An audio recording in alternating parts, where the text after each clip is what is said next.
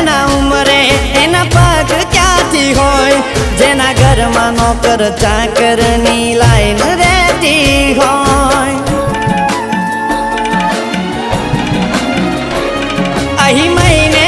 પગારના ઠેકાણા ના હોય એના મોગા મોગા ખર્ચા મને ક્યાંથી રે પોહાય